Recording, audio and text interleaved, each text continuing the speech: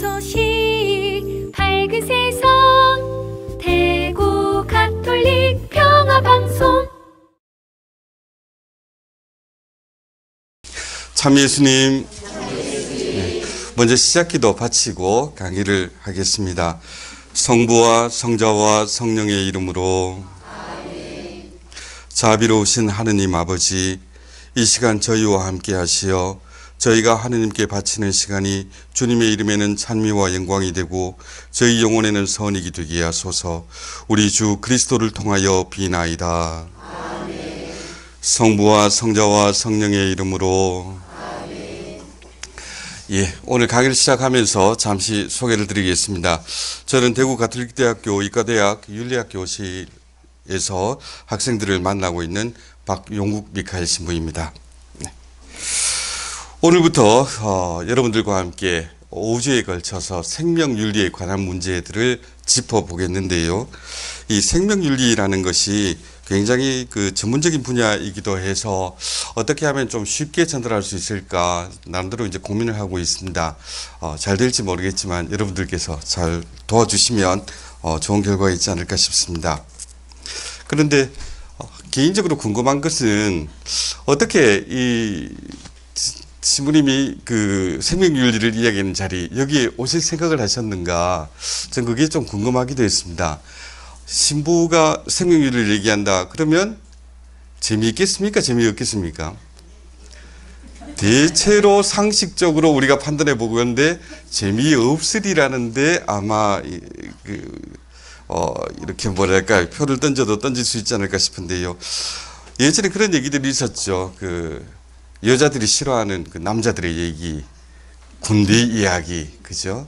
그 다음에 군대 얘기보다 더 심한 거 축구 이야기. 제일 듣기 싫은 얘기가 군대에서 축구한 얘기, 뭐 이런 얘기들을 했었습니다. 비슷한 얘기로 신부님이 무슨 얘기를 한다 그러면 대체로 지극히 당연한 얘기 하겠지, 뭐 좋은 말씀 하시겠지 되겠습니다. 거기다 윤리 이야기가 참 재미있기가 힘듭니다. 그죠? 여러분들께서 학교 다니실 때 도덕 시간에, 윤리 시간에 너무나 재미있는 내용이다 뭐 이래 보신 적 있습니까? 힘듭니다. 그죠? 그런데 신부님이 지극히 당연한 이 윤리 얘기를 한다 하니 이게 재미있기가 굉장히 어렵지요. 그런데 우리가 요 현상을 조금 더 깊이 생각해 볼까요? 윤리 이야기가 왜 재미가 없을까요? 여러분들도 한번 상상을 해 보십시오. 여러분들이 이제 TV를 보려고 리모컨을 쥐고 있는데 한쪽 방송에서는 불륜의 출생의 비밀의 재벌 또 후계자가 나오는 그런 막장 드라마가 있고, 또 한쪽 채널에는 너무나 우리한테 도움이 되고 너무나 건전한 내용의 다큐멘터리 프로그램이 이제 교육방송에 기다리고 있다. 여러분 어느 쪽 보시겠습니까? 다큐멘터리 안 보고 대부분은 이제 막장 드라마 아마 보실 겁니다. 그죠?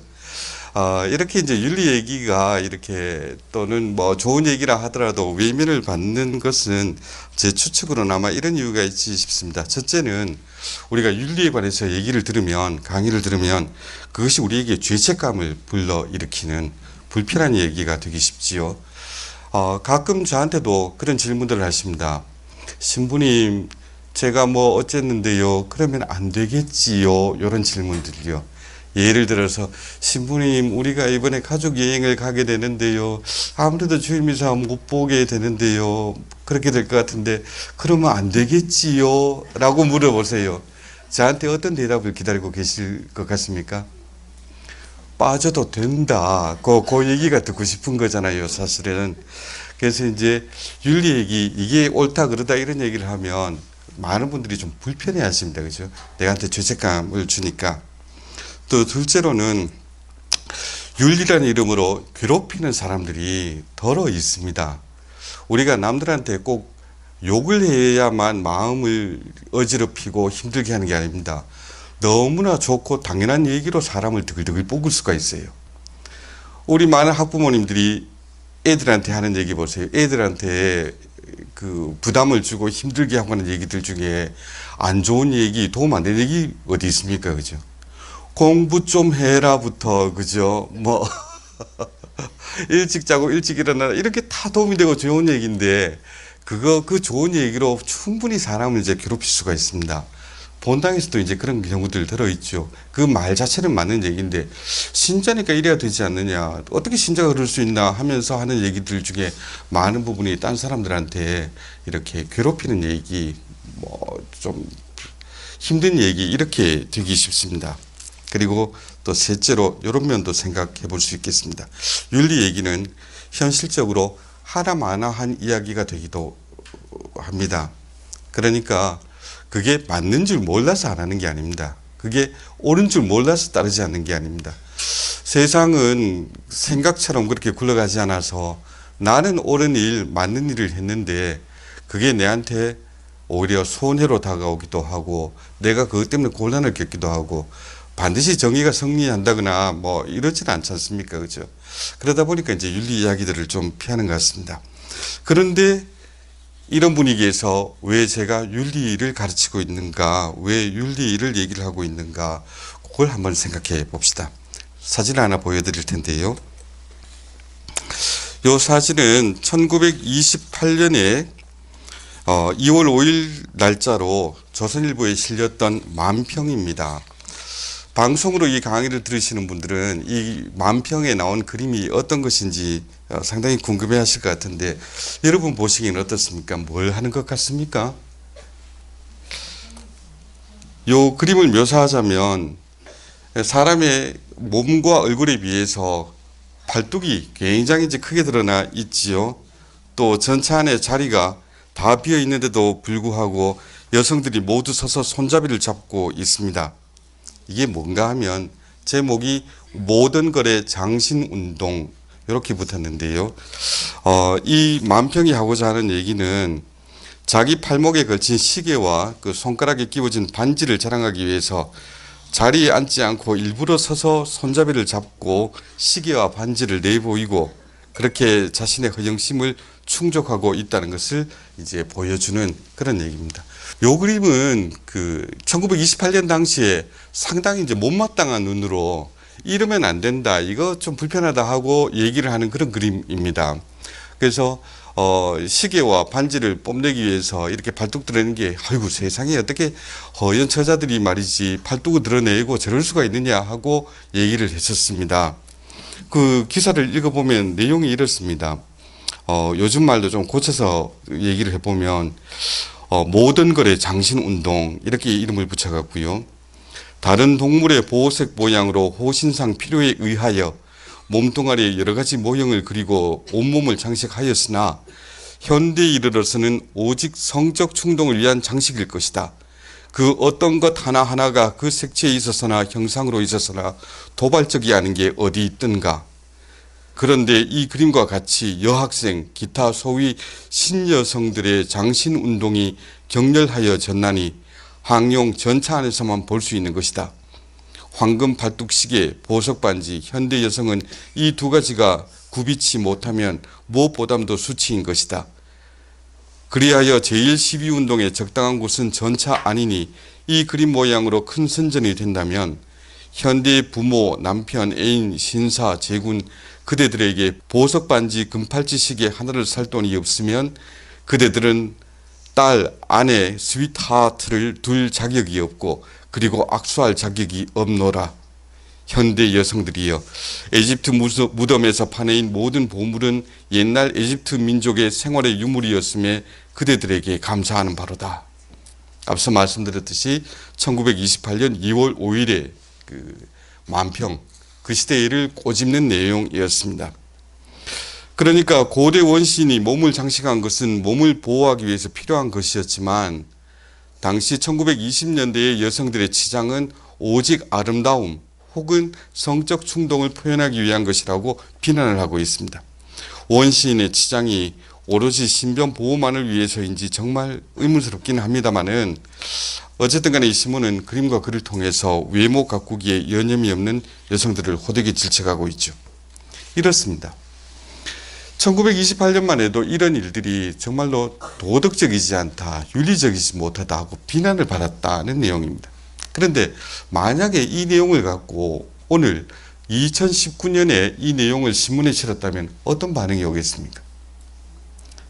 정신 나간 거 아니냐, 뭘 입댈 게 없어갖고 이런 걸 갖고 입을 대느냐, 반지를 끼고 시계를 끼는 게 무슨 뭐 성적 충동하고 또 뭔 관계냐, 이런 얘기들이 있습니다. 그러니까 당시에는 이게 잘못됐다, 도덕적이지 못하다 하고 비난의 대상이 됐다면 지금은 아무런 문제가 되지 않은 것이죠. 그래서 우리가 갖고 있는 도덕 내지는 윤리에 대한 여러 가지 생각들은 시대에 따라서 변할 수도 있는 것이고, 또 그것이 별로 중요한 것이 아닐 수도 있는 것이고, 또 어떤 부분에서는 새롭게 바뀌어 나가는 부분이기도 합니다. 윤리학이라는 것은 바로 이런 점에서 어떤 이유 및 어떤 사고에 의해서 하나의 가치 판단이 정당화되는가를 탐구하는 학문이다, 이렇게 정의를 할 수가 있습니다. 좀 더 쉽게 말씀드리자면 우리가 그냥 윤리다 도덕이다 하면서 사람이 이래야 되지 않나 저래야 되지 않나 하는데 그중에 많은 부분은 사실은 조금만 시간이 지나도 별로 중요하지 않은 것으로 제껴질 수 있는 내용입니다. 그런데 우리가 그걸 갖고 다른 사람들한테 이제 뭐랄까요, 강요를 할 수가 있지요. 다른 사람들을 괴롭힐 수가 있습니다. 어떻게 그걸 안 할 수 있나, 어떻게 그럴 수 있나. 성당에서도 이제 가끔 그런 경우들을 보게 되는데, 가까운 예를 들자면 어르신들은 당연히 미사 오실 때 특히 자매님들은 이제 미사포를 쓰고 오는 게 당연하다 생각을 합니다. 그렇죠? 그리고 그게 습관이 돼 있고. 근데 요즘 이제 젊은 교우들, 또 성당에 온 지 얼마 안 되는, 영세 안 받은 지 얼마 안 되는 분들은 아직 그게 익숙하지가 않을 수 있습니다. 그런데 그분들이 일주일에 한번 주일 미사를 와갖고 거룩한 마음으로 어떻게든지 기도를 해보려고 앉아 있는데, 그런데 거기에 대해서 이제 뒤에서 말들을 할 수가 있어요.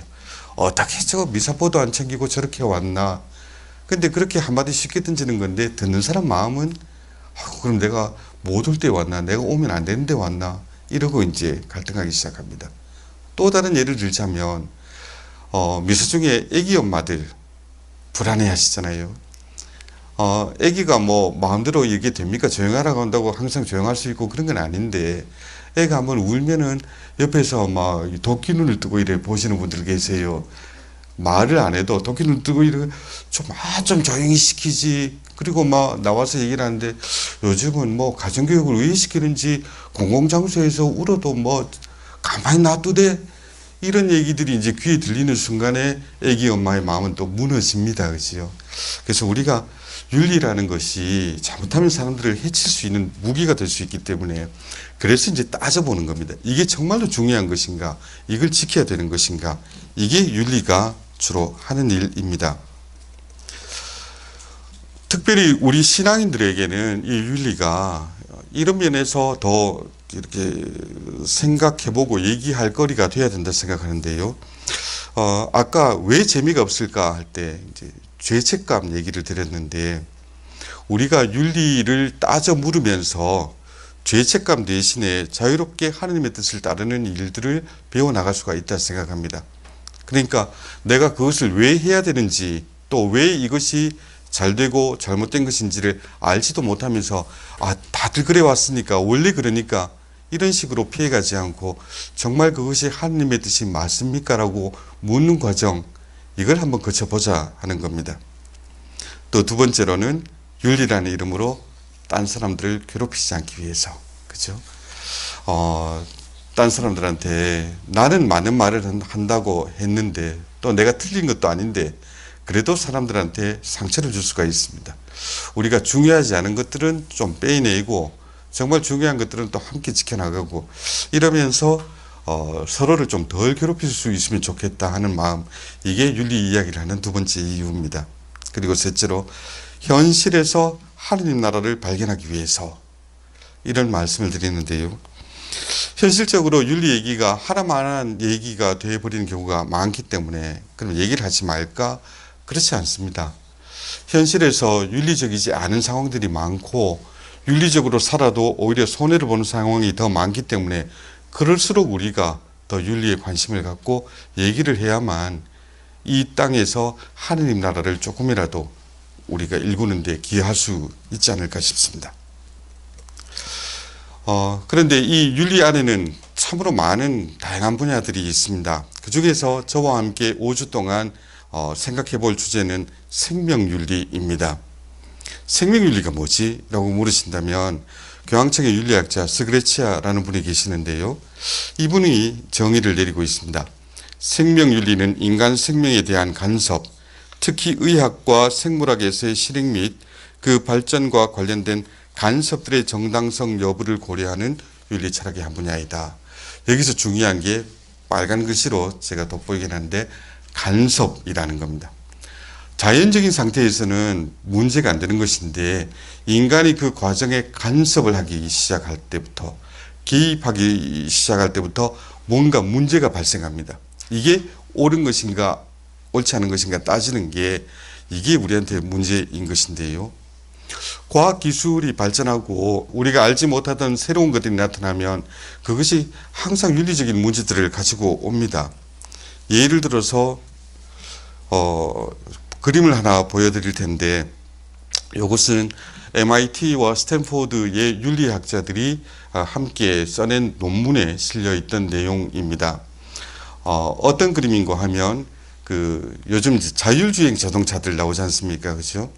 그 자율주행 자동차 중에 세계적으로 기술을 선도했던 곳이 구글 자동차입니다.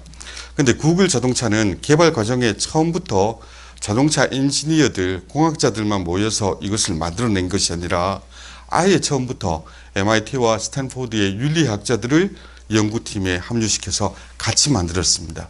왜냐하면 자율주행 자동차는 사람이 운전 안 하고 기계가 판단을 하게 해야 되잖아요. 그런데 기계가 판단하기에는 도로상에서 정말 별의별 상황이 다 일어납니다. 이때 어떻게 이 컴퓨터가 판단을 하고 제 갈 길을 갈 수 있도록 만들어주는가, 이게 문제이기 때문인데요. 이 그림처럼 이 자율주행 자동차가 달려가고 있을 때 갑자기 길을 걷는 사람들이 나타납니다. 이 사람들을 피하기 위해서 이 차가 오른쪽으로 확 꺾었을 경우에는 길가에 서 있던 보행자, 41세 아버지와 8살짜리 딸, 또 반려견이 피해를 입을 수 있고요. 왼쪽으로 확 꺾을 경우에는 차 안에 타고 있던 38살 임신 중인 여성과 6살짜리 아들이 피해를 볼 수 있습니다. 어느 쪽이든지 누군가 하나는 피해를 봐야 됩니다. 그럼 이 경우에 이 자율주행 자동차가 어떻게 판단하고 어떻게 방향을 잡아야 될까? 이게 그냥 자동차 기술만 발전시킨다고 해결될 수 있는 문제가 아니지 않습니까? 그죠? 그럼 이런 경우에 어떤 길을 가는 것이 옳은 것인가를 알아야 됩니다. 자동차도.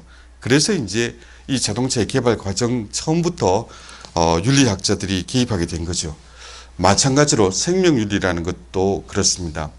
예전에 죽고 사는 문제가 자연히 이렇게 일어나는 한 과정으로 일어날 때는 아무 문제가 되지 않았습니다만 의학이라는 학문이 등장을 하고 의술이 발전함으로써 점점 예전과는 다른 새로운 일들이 벌어지기 시작했습니다. 그러면 그 일들을 우리가 어떻게 판단을 해야 되는가, 그 기술을 갖고 우리가 뭘 해야 되는가, 이런 것들을 물어볼 수밖에 없는데요. 원래 의학이라는 것은 처음부터 윤리 문제를 가지고 있기도 했습니다.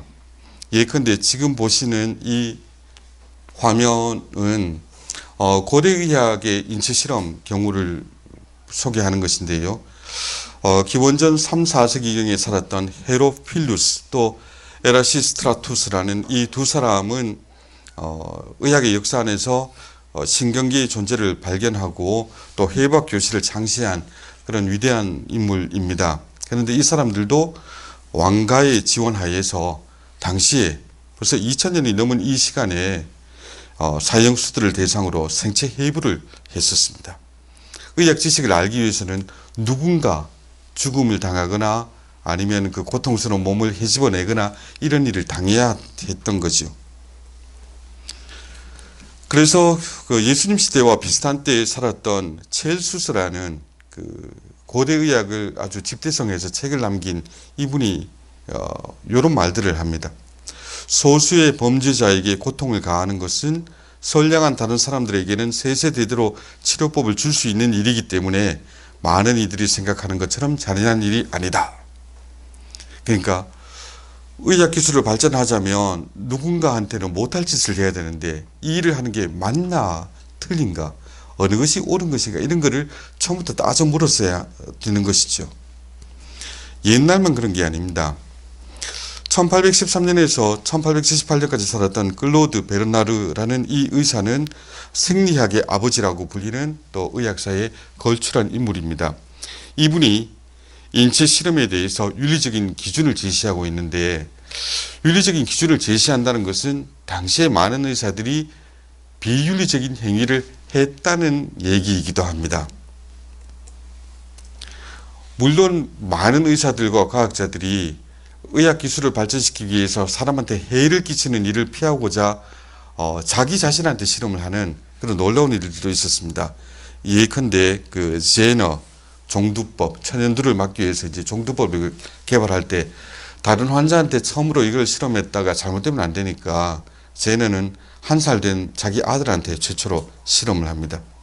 우리나라에서도 이호왕 교수라는 분이 유행성 출혈열 요걸 백신을 개발했는데 실험할 때 딴 사람한테는 위험할까봐 자기 팔에다가 직접 주사를 찔러갖고 그 백신을 실험하기도 했고요. 서울의대의 기생충학 교수님들은 기생충 연구를 해야 되는데 이게 사람 몸 안에서 어떻게 커가는가 알아야 되는데 이걸 다른 환자한테 못하지 않습니까? 그래서 교수님들이 기생충 유충을 직접 먹고 그걸 자기 몸 안에서 키워내가면서 이렇게 실험을 하기도 했습니다. 이렇게 그 남한테 피해를 안 주면서 그 과학기술 또는 의학을 발전시킨 분도 있었지만 안 그런 경우도 왕왕 있었습니다. 예전에는 나병이라고 불렀고 그 이전에는 문둥병이라고도 부르기 했습니다. 요즘은 한센시병이라고 부르는데요.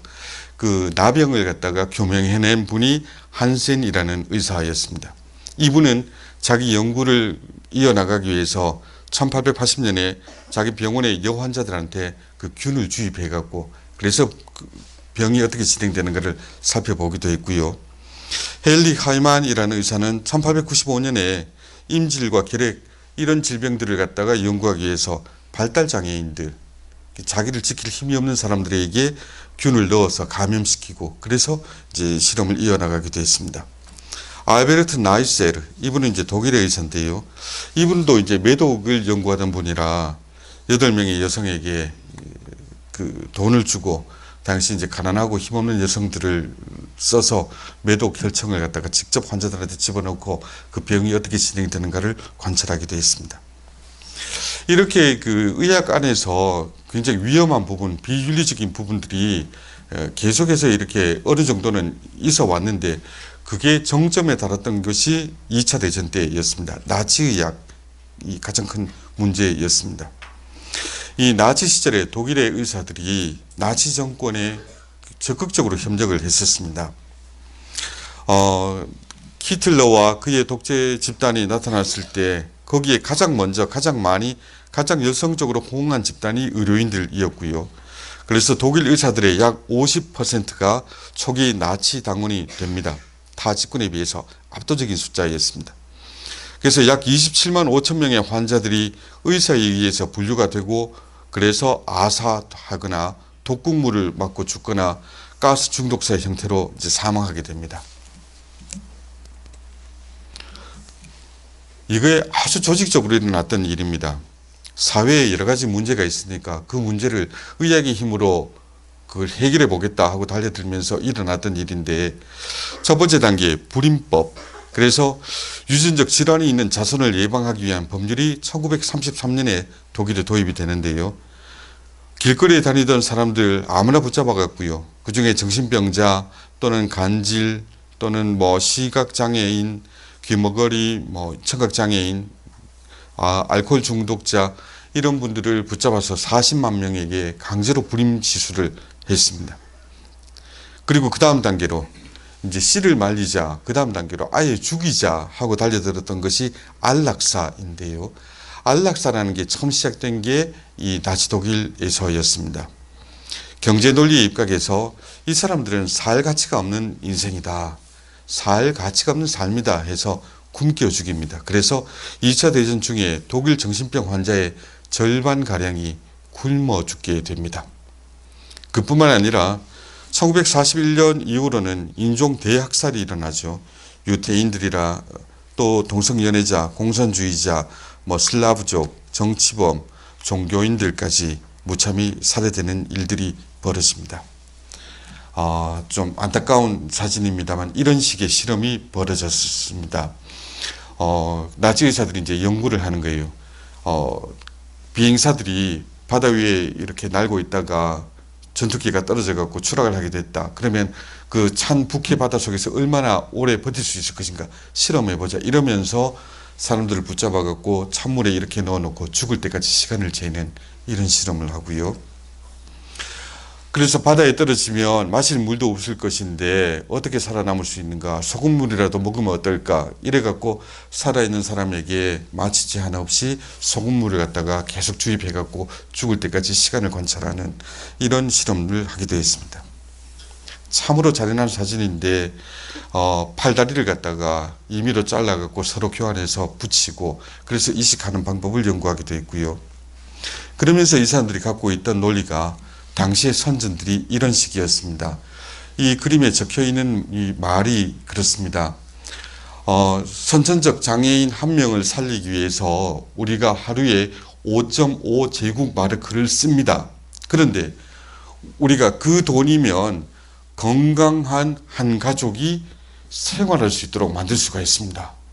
그러니까 우리가 왜 돈도 없는데 왜 귀한 돈을 갖고 장애인들을 위해서 써야 되느냐. 그거 한 명 쓸 돈이면 건강한 다른 사람들 한 가족이 살 수 있지 않느냐. 그러니까 장애인들 죽이자. 이래갖고 이제 나치 시절에 장애인들에 대해서 대량 살상이 일어났던 것이죠. 그 잔인함을 뛰어넘는 그 역사적인 사례는 아마도 7.3.1 부대, 그죠? 만주에서 있었던 그 일 정도가 될 것입니다. 이렇게 이제 의학이 잘못 이용되면 굉장히 잔인한 결과를 낼 수 있다는 것을 사람들이 나치 독일을 통해서 봤기 때문에 2차 대전이 끝나자마자 뉘른베르크에서 전범 재판이 일어나는데 1차 재판에서는 군인들, 정치인들이 잡혀왔습니다만 그 다음 2차 재판에 제일 먼저 잡혀온 게 의사들 같은 의료인들이었습니다. 그 다음에 현대에서 그 나치 독일 이후에도 그 의학이 잘못 쓰인 다른 사례들이 또 있습니다. 그 중에 하나가 이제 터스키기 매독 연구라는 것인데요. 이 연구는 이제 매독이 사람 몸 안에서 발병해 갖고 어떻게 진행되고 어떻게 죽게 만드는가 이걸 이제 알아보기 위해서 수십 년간에 걸쳐서 사람들에게 거짓말을 해온 그런 실험입니다. 알라바마주에 있는 터스키기라는 마을에 흑인들을 모아놓고요. 너무 가난한 사람들이니까 먹을 것도 변변치 않고 병원 가기도 힘든 사람들 모아놓고 거짓말을 합니다. 당신들 뭐 몸이 좀 피곤하지 않습니까? 어디 안 좋지 않습니까?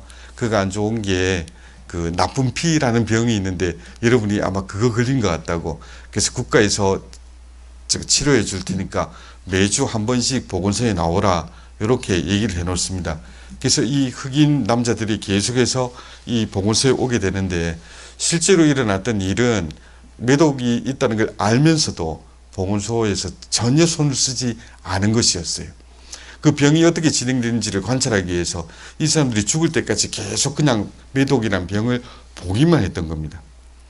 이 실험이 진행되는 중에 그 페니실린이 발명되고 항생제가 나오면서 매독을 잡을 수 있는 길이 생겼음에도 불구하고 이 연구 때문에 그걸 알려주지 않았습니다.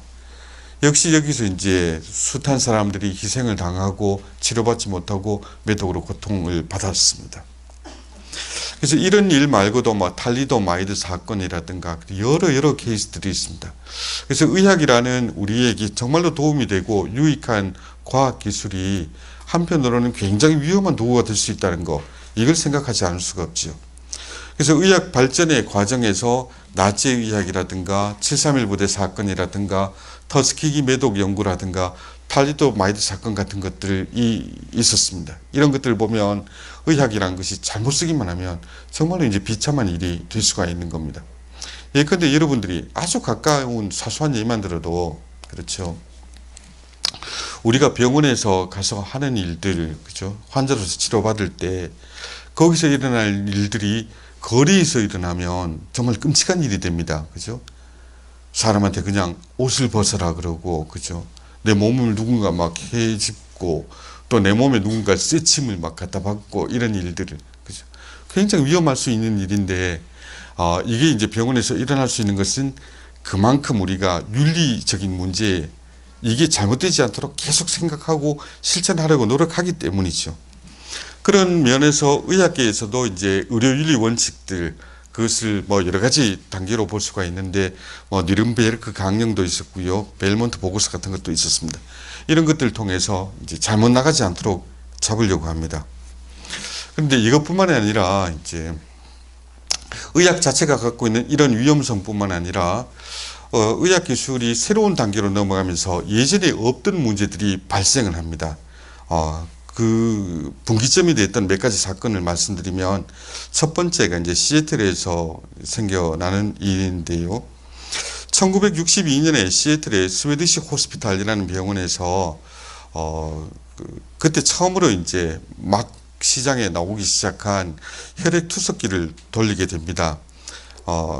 외래 환자들한테 이제 혈액 투석 기기를 돌려갖고, 전에는 이게 안 됐던 일인데 이때부터 이제 되기 시작을 했거든요.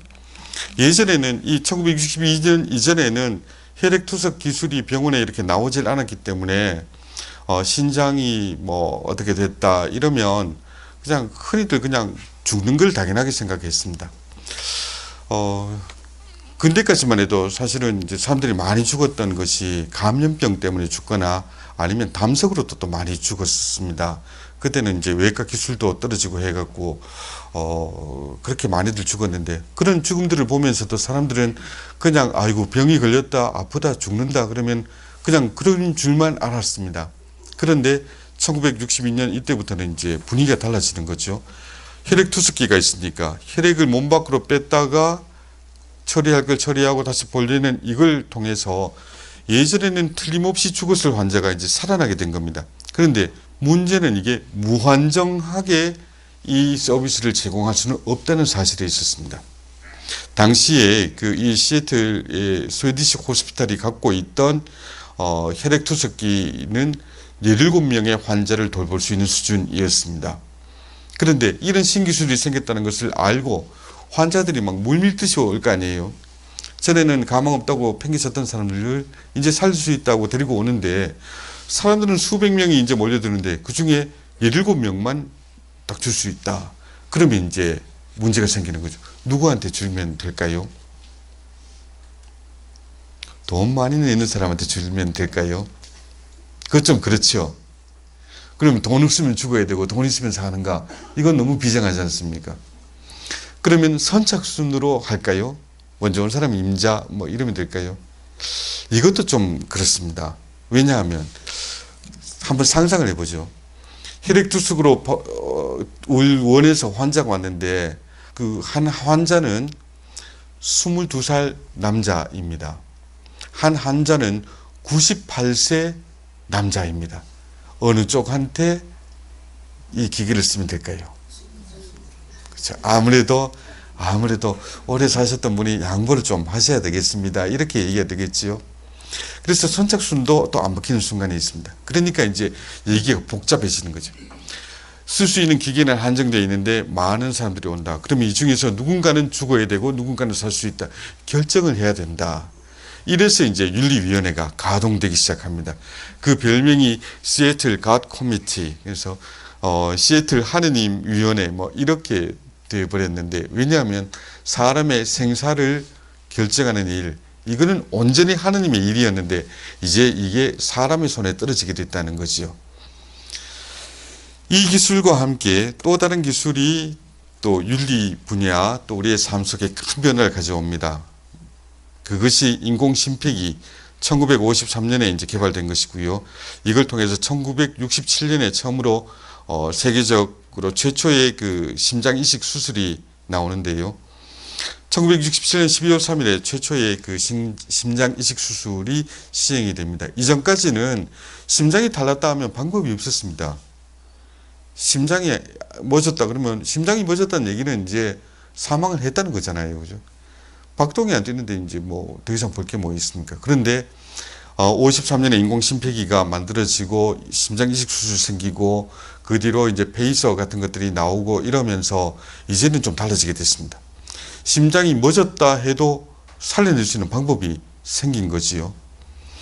예전 같으면 수술 못했을 일도 이제는 몸 밖에서 이제 심폐 기능을 할 수 있는 기기가 생겼기 때문에 예전에 불가능하던 그 수술도 이제 가능해지게 됐고, 이렇게 되니까 양상이 바뀌는 부분이 생깁니다. 예전에는 시름시름 앓다가 이제 뭐 심장이 멎었다 그러면 그냥 죽음으로 알고 받아들이고 했는데, 그걸 밖에서 이제 돌려가고 있으니까, 심폐 기능을 밖에서 돌릴 수가 있으니까 이 시간을 막 늘려낼 수가 있게 되는 겁니다. 이 사람의 생각은 안 돌아왔고 계속 혼수 상태에 있고 굉장히 위험한 상태이긴 한데, 그래도 명은 길게 만들 수가 있다는 거죠. 그죠? 밖으로 기기를 통해 계속 돌리면 되니까 어떻게든지 영양 공급하고 이거 심폐 기능만 돌게 하면 일단 살아내게 만들 수 있게 됐거든요. 그러니까 여기에서 또 결정을 내려야 되는 겁니다. 언제까지 할 건가? 이 사람을 언제까지 이 기계의 힘으로 명을 늘려가야 될 것인가? 윤리적인, 그러니까 무엇이 옳은가 그런가 하는 것을 판단해야 되는 일들이 생겨나게 된 것입니다. 죽음뿐만이 아닙니다. 탄생에 있어서도 새로운 일들이 이제 생겨나게 됐는데요. 최초의 시험관아기 루이스 브라운의 사진을 여러분이 보고 계십니다. 1978년 7월 25일에 영국의 그 올드햄 제너럴 호스피탈이라는 곳에서 이제 최초 시험관아기가 나왔습니다. 예전에는 아기가 안 나온다 그러면 하늘의 뜻인 줄 알고 어쩔 수 없이 받아들였던 부분이 있습니다. 물론 그걸 이용해서 이제 사기를 치는 일들도 들어 있었지요. 저도 본의 아니게 이제 사기 비슷하게 되어버린 게 있었는데, 제가 포항에서 본당 신부를 하고 있는데, 우리 본당 교우들 중에서 그 아기 없는 집들이 결혼한 지 뭐 7년, 8년 이렇게 됐는데도 아기 없는 집들이 좀 있었습니다. 그래서 그분들이 이제 어려움을 저한테 이렇게 얘기를 하시고, 그러면 뭐 제가 뭐 어떻게 해야 될까요? 그런 순간에 기도하는 것 뭐 말고는 없지 않습니까? 그런데 희한하게도 우리 본당에 있었던 그 아기 없는 집이 6집이 연달아 임신과 출산에 성공을 해버린 겁니다. 그러고 나니까 포항 바닥에서 이상한 소문이 돌기 시작했어요. 우리 본당 교우들이 그 죽도성당이 포항에서 제일 크잖아요. 죽도성당에 뭐 다른 일로 이렇게 가 있는데, 죽도성당에 할머니들이 모여 앉아가 얘기를 하시더랍니다. 그 누구 집에 그거 있잖아. 그 집 며느리가 아가 없어가 그래 고민이란다. 그러니까 그 옆에 있던 할머니가 무릎을 탁 치더만, 걱정할 거 뭐 있노.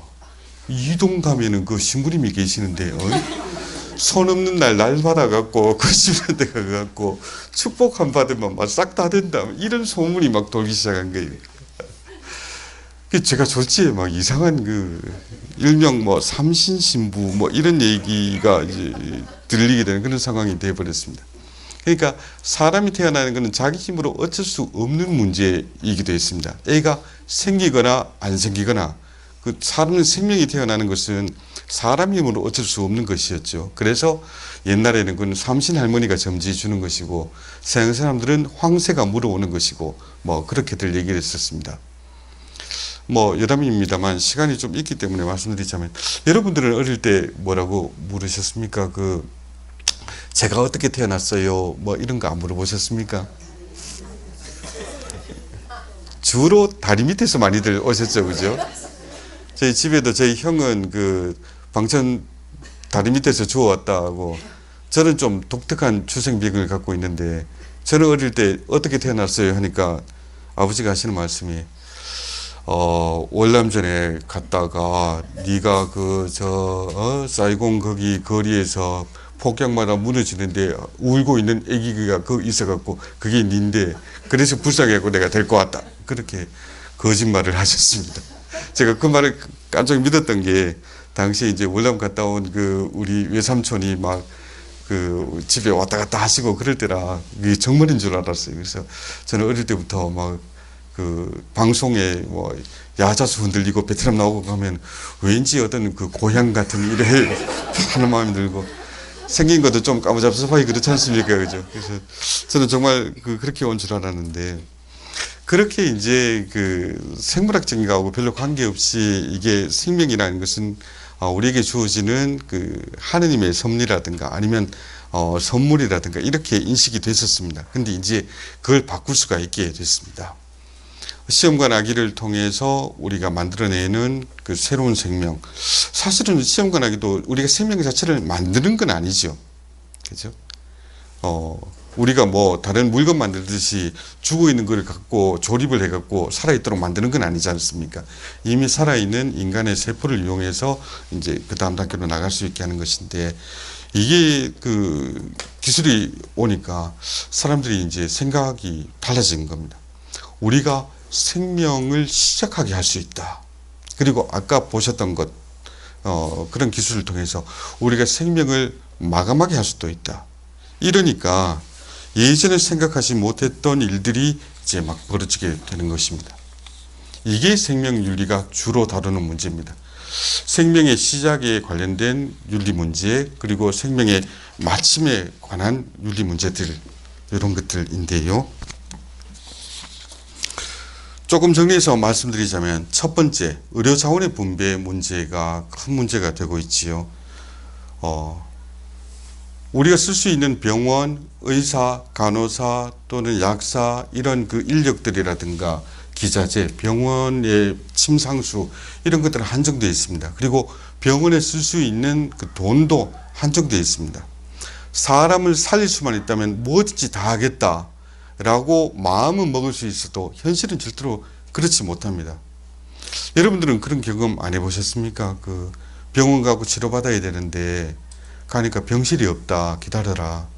내 가족은 막 너무 힘들어서 옆에서 막 끙끙거리고 있는데 병원에 얘기를 해도 의사 선생님은 지금 병실이 없으니까 어쩔 수 없습니다, 기다리세요. 아무것도 할 수 없는 그런 시점. 그게 해결 다 될 수 있으면 좋겠습니다만 그게 그렇게 안 되거든요. 대한민국에 뭐 동네마다 병원을 다 만들고 거기를 다 갈 수 있도록 의사들 충분히 확보하고, 그게 불가능한 일이지 않습니까? 그러면 누군가는 치료를 받을 수 있고 누군가는 치료를 못 받고, 이런 상황들이 분명히 생기고, 그러면 거기서 이제 결정을 해줘야 됩니다. 누가 이 혜택을 받을 것인가, 누가 여기서는 포기를 해야 될 것인가. 제 고모가 한번 그 과거의 경험을 얘기를 하는데, 하루는 이제 복통이 너무 심해갖고 응급실에 가게 됐답니다. 그 대구는 아닙니다. 다른 도시의 병원 얘기인데, 응급실에 가니까는 이제 뭐 당직 의사 이제 2사람만 있고, 그 응급실 이렇게 되어 있고 한데, 거기에 이렇게 몇 가지 검사 받을 거 받고, 일단 약 주는 거 받고, 이래갖고 이제 구석에서 잠을 좀 청하고 있었대요. 근데 그 병원의 낯선 환경에서 그 잠이 잘 오겠습니까? 그래서 침대 옆에 커튼만 이렇게 쳐놓은 상태로 눈 붙이고 있는데, 그때 한밤중에 심야에 교통사고가 나갖고 환자 2명이 갑자기 확 들어온 거예요. 근데 교통사고가 아마 심했던 모양입니다. 중증 환자라 출혈이 아주 심하고, 그래서 그 당직 의사 2이 거기 다 달라붙어야 되는 상황인 거예요, 한 사람한테. 그러니까 그 당직 의사 선생님들은 커튼 뒤에 다른 환자가 있다는 걸 생각하지 못하고 급한 마음에 자기들끼리 평소 하던 말을 턱 합니다. 뭐라고 하는가 하면, 이쪽 할래 저쪽 할래. 둘 중에 한 사람밖에 돌봐줄 수 없는 상황이니까 결정을 해야 되거든요. 이쪽. 그러니까 이제 그 2 의사가 이 한 사람 살리기 위해서 이제 가진 애를 다 쓰면서 결국 이제 살려내더라는 거죠. 근데 그게 그 한순간입니다. 그죠? 한순간에. 그때 이쪽 말고 저쪽, 그랬으면 이 사람은 사는 거고 이 사람은 죽는 거. 그럼 이 결정을 우리가 어떻게 하는 게 제대로 된 결정일까? 어떻게 하면 이걸 옳은 결정을 할 수 있을까? 이거 따져봐야 되지 않습니까? 그죠? 무슨 기준으로 그걸 할 수 있는가? 의사 입장에서도 그런 결정을 하는 게 결코 쉬운 게 아니거든요. 내가 잘못 한번 실수를 하면 애꿎은 목숨 하나를 떠나게 할 수 있다 하는 그 죄책감, 그 부담감, 그걸 이겨내면서 어떻게 하면 좋은 판단을 내릴 수 있게 하는가, 이거 굉장히 중요한 문제입니다. 그래서 이제 그 아까 말씀드렸던 그 시애틀 병원에 그 위원회 같은 것도 생기고, 윤리위원회가 생겨서 우리가 이 환자를 돌보자, 이 환자는 어쩔 수 없이 포기를 해야 된다, 이런 부분을 결정해야 되는데, 그런 면에서 보면 이제 많은 경우에 기준이 되는 것이 이른바 공리주의입니다. 뭔가 하면 더 많은 혜택을 볼 수 있는 곳에 이 일을 하자, 이런 것이죠. 아까 예를 들었던 그 케이스처럼 가령 17세 남자아이가 환자로 있고 86세 환자가 또 환자로 와 있고, 그러면 둘 중에 한 사람밖에 수술을 해줄 수가 없는 상황이라면 어느 쪽 하겠느냐 할 때 아마 여러분들이 이제 10대 남자아이를 선택을 하시겠죠. 대부분 경우. 그 기준이 뭐겠습니까? 어느 혜택이 더 큰가? 그러니까 이 수술을 통해서 살릴 수 있는 삶의 양이 어느 쪽이 더 큰가? 이거잖아요. 근데 이것도 또 복잡할 수 있거든요. 86세 만약에 남자가 대한민국 대통령이셨다. 그리고 16세의 그 남자, 뭐 16세 또는 17세 남자아이가 소년원에서 막 이렇게 이감 중이던 살인범이었다. 그러면 사람들은 또 생각이 어떨까요? 여러분, 이런 경우엔 누구를 수술하는 게 맞겠습니까? 대통령을 살려야 되겠습니까? 아니면 소년을 살려야 되겠습니까? 이때는 좀 또 상황이 더 달랐습니다. 그죠? 16, 17짜리 이 소년 살인범을 살리면 이 사람이 누리게 될 삶의 양은 훨씬 늘어나겠지만, 그러나 사회 전체의 이득으로 보자면 대통령을 살려놓는 게 훨씬 더 큰 이득이 될 수 있으니까 이런 경우에는 대통령을 살릴지도 모르겠습니다. 그죠? 이 기준이 바뀌는 겁니다. 그래서 이런 경우에 보면 우리한테 많은 경우 기준이 되는 게 어떤 일을 했을 때 더 많은 혜택이 오느냐, 어떻게 하면 더 많은 득을 볼 수 있느냐, 이게 됩니다. 그런데 이것만으로 우리가 결정을 내리기는 굉장히 힘들어요. 어떤 문제가 있냐면 인간의 삶이 양만으로 해결되지 않는 부분이 있기 때문에 그렇습니다. 아까 나치 그 의학 얘기를 한참 하고 또 사진을 보여드리고 한 이유가 그렇습니다. 그때도 그랬거든요. 장애인들 저 사람들 살려보니 뭐 하겠느냐. 저 사람들만 사라져 주면 우리가 그 돈 갖고 더 편안하게 살 수 있는데, 이만큼 득 볼 수가 있는데 왜 저 사람들 살리느라고 우리가 애를 써야 되느냐. 이런 식으로 얘기한다면 어떻습니까? 누구나 이제 그 희생자가 될 수 있어요. 아니, 저 사람 살려봐야 우리가 뭐 얻어먹을 것도 잘 없는데 그냥 뭐 죽게 놔두지 뭐, 이렇게 돼버릴 수가 있거든요. 그래서 윤리 문제가 단지 공리주의라는 한 가지 잣대만으로 판단될 수 있는 게 아닌 것입니다. 굉장히 어려운 다른 측면이 있지요. 생명을 어떻게 하면 존중할 수 있는가. 비록 저 사람이 세상에 좋은 것을 내놓지 못한다 할지라도, 별로 세상에 벌어다 주는 것이 없다 할지라도 그래도 사람인데 어떻게든지 살려봐야 될 거 아니냐, 이런 기준이 분명히 있을 수 있거든요. 그게 우리 신앙의 기준이기도 하고 그렇지요. 그런 면에서 이제 의료 자원의 분배라는 문제를 놓고 이제 일반적인 시각들, 이 공리주의와 이제 우리 교회의 가르침, 생명 존중, 이걸 어떻게 조화시켜 나가야 될까, 이런 것들이 첨예한 문제가 됩니다. 또 체외순환술도 말씀드렸는데요. 생명의 인위적인 연장이 가능하게 됐다 하는 거. 이제는 숨 떨어지는 분이라도, 심장이 멎은 분이라도 어떻게든지 더 끌고 나갈 수 있게 됐다 할 때 이걸 어디까지 생명을 유지해야 될까, 이게 큰 문제가 될 수가 있습니다. 이 여러 가지 사정이 있을 수 있습니다. 아이고 뭐 저렇게 심장만 뛰고 있으면 뭐 어떡하나, 저거 뭐 차라리 그냥 뭐 빨리 여기서 끝내는 게 좋지 않습니까? 이런 얘기를 하시는 분도 있고, 그게 집마다 사정이 다를 수가 있거든요. 가령 이런 집 한번 생각해 봅시다. 아버지가 쓰러지셨어요. 뭐 풍으로 이제 쓰러지셨습니다. 집에서 몇 시간 있다가 늦게 발견이 돼갖고 더 이상 이제 소생 가능성을 찾기가 어려운 상황이고, 그런데 우리가 기계를 통해서 병원에서 계속 살려낼 수는 있습니다. 그러면 어떤 사람들은 쉽게 얘기를 하겠죠. 아이고 저래 병원에만 뭐 10년 20년 누워 있으면 그거 어떻게 감당을 하겠느냐, 그만 뭐 치료 그만합시다 라고 얘기할 수 있습니다. 근데 그 집이 다른 사정이 있을 수도 있죠. 예컨대 그 집 딸내미가 다음 달에 시집을 가도록 됐다. 그러면 그 아버지가 평소부터 입에 버릇처럼 달고 다녔습니다. 내가 뭐 무슨 일이 있더라도, 어떤 일이 있더라도 우리 딸내미 시집 갈 때까지는 내가 무조건 살아갖고, 우리 딸내미 결혼식장 들어갈 때 아버지 없이 들어가는 일이 없도록 하겠다. 계속 이렇게 얘기하셨던 분이라면 그러면 어떨까요? 이분은 뭐 이제 소생 가능성도 없으니까 이제 뭐 치료 그만합시다. 이럴 수 있을까요? 그래서는 안 되죠. 그죠?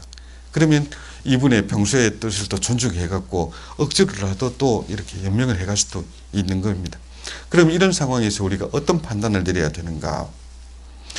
실제로 이제 그 연명 의료에 관해서 세계적으로 첫 번째 케이스 같은 경우에도 카렌 퀸난 사건이라는 게 있었습니다. 이 젊은 대학생이었는데 약을 잘못 먹어갖고 이제 혼 상태에 들어갔고 소생할 수가 없게 됐고 인공적으로 심폐순환술을 통해서 계속 이제 명을 늘려가고 있는 상황이었습니다. 그게 이제 너무 시간이 길어지니까 부모님이 우리 딸 너무 불쌍하다. 코에 호스 끼우고 뭐 그죠? 관 달고 이래갖고 억지로 사는 거 무슨 의미가 있느냐? 꼭 이래야 됩니까? 그래갖고 병원에 이제 얘기를 했습니다. 이제 끝냅시다. 치료 끝내고 이제 하늘나라 가도록 합시다.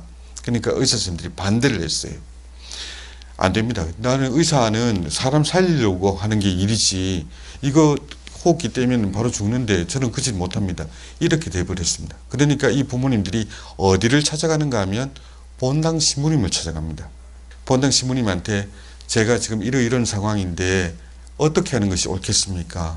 하느님이 주신 생명이라는 이 선물을 갖다가 우리가 계속 끌고 나가야 되나요? 아니면 여기에서 하나님께 돌려드려야 되나요? 그럴 때 이제 본당 신부님이 결론을 딱 내려주죠.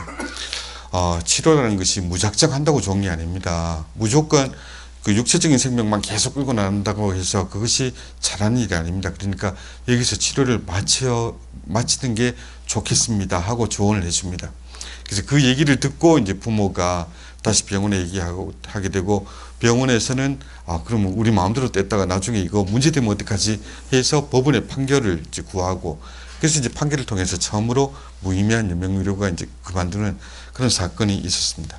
그런 식으로 우리 가톨릭 교회가 이런 문제에 아주 처음부터 사실은 개입해 있었고 우리가 이제 생명이라는 걸 처음으로 만들어 내왔던 거죠. 체외 수정의 경우도 그렇습니다. 시험관 아기라든가 또는 그 낙태라든가 또 피임이라든가 이런 것들 예전에 이제 안 되던 것들이 의학의 힘으로 새로운 것들이 이제 생겨났습니다. 그래서 아기 없는 집에도 아기를 낳게도 할 수가 있고 또 아기가 들어선 엄마에게서 또 아기를 떼낼 수도 있게 돼 버렸고 또 요즘은 이제 사후 피임약 사실은 이제 사후 피임약이라기보다는 엄밀히 얘기하면 그 약물에 의한 낙태인데요. 이런 기술들이 나오니까 예전하고는 전혀 다른 분위기가 생겨나기 시작했죠. 예전 같으면 그죠 그 참 폭력적인 방법입니다만 결혼할 뜻이 없다 해도 일단은 뭐 아기가 생겼다 그러면 어쩔 수 없이 이제 시집을 가야 되는 그런 경우들이 있었습니다. 그죠? 아이고 내가 뭐 애가 들어섰는데 어떡하겠느냐 뭐 둘이 같이 살아라 뭐 이런 경우들도 들어있었는데 이제 그런 것들을 우리가 간섭 개입하면서 바꿀 수가 있게 됐죠. 그런데 이게 반드시 좋은 방향으로만 가느냐 그게 그렇지가 않았었습니다. 이런 신기술을 갖고 사람들이 이제 성에 대해서 접근하고 생명에 대해서 접근하는 방식이 굉장히 경솔해지는 부분이 생기기도 했습니다. 그럼 이걸 어떻게 이제 감당할 것인가? 그래서 이것들을 갖다가 이제 종합해 보자면 그렇습니다. 예전에는 하느님의 영역이라고 생각했던 생명의 영역들이 이제 사람의 간섭으로 바뀔 수가 있게 됐습니다. 그런데 우리가 이렇게 바꿀 수 있는 상황에서 어떻게 하면 옳은 선택을 할 수 있는가? 어떻게 하면 올바른 판단을 할 수 있는가? 이게 정말 심각한 문제가 되어버린 거죠. 여기에 대해서 이제 가톨릭 교회가 얘기를 합니다. 이게 가톨릭 생명윤리입니다. 우리가 생명의 시작과 마침에 대해서 어떠한 기준을 갖고 어떻게 하면 하나님 뜻에 맞는 좋은 판단을 할 수 있겠는가? 또 그로 인해서 벌어지는 일들을 어떻게 받아들여야 할 것인가? 이런 것들을 탐구하는 것이 이제 가톨릭 생명윤리입니다. 그래서 우리가 앞으로 주어진 그 시간 동안 문제들을 조금 더 자세하게 볼 텐데요. 다음 주와 그 다음 주에는 이제 생명의 시작에 관한 윤리들을 보겠습니다. 거기에는 인공적으로 이제 출산을 돕는 여러 가지 방법들을 보게도 될 것이고, 또 임신을 중단하게 만드는 여러 가지 방법들을 윤리적으로 평가하는 또 있을 것이고, 또 최근에는 또 다른 게 있습니다. 그 강화 내지는 증강이라고 부르는 것인데요. 예전에는 못했던 일들을 요즘 기술로 여러 가지 약물이나 또 유전자학의 발달에 따라서 해결할 수 있는 일들이 생겨버렸습니다. 이제 말하자면 슈퍼 베이비를 뱃속에서부터 만들어서 내놓는 이런 일들도 이제 가능하게 됐거든요. 그러면 우리가 그런 일들을 보면서 어떻게 판단해야 될 것인가, 요거를 따져보는 게 앞으로 두 주가 되겠습니다. 그 다음 두 주는 생명의 마침에 관한 윤리 문제들 살펴보겠습니다. 그 내용 안에는 우리가 연명의료를 어떻게 봐야 될 것인가, 호스피스를 어떻게 생각해야 될 것인가, 또 죽음이란 것은 또 우리가 어떻게 받아들여야 될 것인가, 이런 얘기를 드리도록 하겠습니다. 이렇게 해서 오늘 이제 첫날 강의를 이제 마무리하게 될 텐데요. 다른 주제보다 이게 굉장히 좀 무겁고 힘든 주제일 수는 있습니다. 그러나 여태까지 이제 말씀드렸듯이 생각하지 않고 그냥 넘어갈 수 있는 문제가 아닙니다. 그죠? 누구나 생명을 시작하는 시점을 지나야 되고, 누구나 그 생명을 마감하는 시점을 또 통과해야 하기도 합니다. 그 안에서 우리가 어떻게 하면 올바른 판단을 내릴 수 있을까? 어떻게 하면 하느님이 원하시는 그 뜻을 이루어낼 수 있을 것인가? 함께 생각해 보고 또 얘기해 보시겠습니다. 자, 그럼 오늘 강의를 이제 마치면서 영광송으로 마침 기도하겠습니다. 성부와 성자와 성령의 이름으로 영광이 성부와 성자와 성령께 처음과 같이 이제와 항상 영원히 아멘. 성부와 성자와 성령의 이름으로 아멘. 감사합니다.